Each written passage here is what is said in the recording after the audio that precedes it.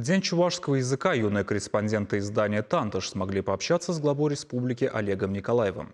В диалоге приняли участие ребята из школ города Чебоксары, Эбрейсинского, Комсомольского, Красночитайского, Чебоксарского, Шимушинского и Яльчикского районов.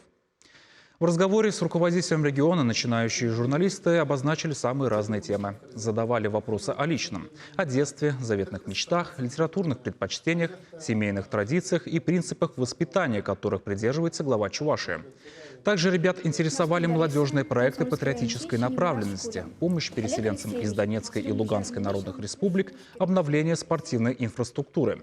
Юное дарование затронули тему сохранения чувашского языка и культуры, отметив в этой связи особую значимость проекта «Вышитая карта России».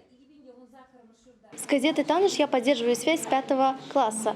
Мне эта газета очень нравится, я часто пишу статьи, рассказываю про свою жизнь, что интересного происходит. Мне сегодняшняя встреча очень понравилась. Сегодня я многое узнала об Олеге Алексеевиче. Впервые встретилась с ним, задала интересующий меня вопрос.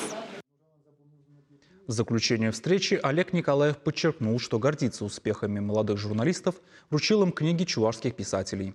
Ребята пригласили Олега Николаева на слет юных корреспондентов, который запланирован на 19 мая. На эту встречу соберутся школьники и педагоги не только из нашей республики, но и из Татарстана и Башкортостана.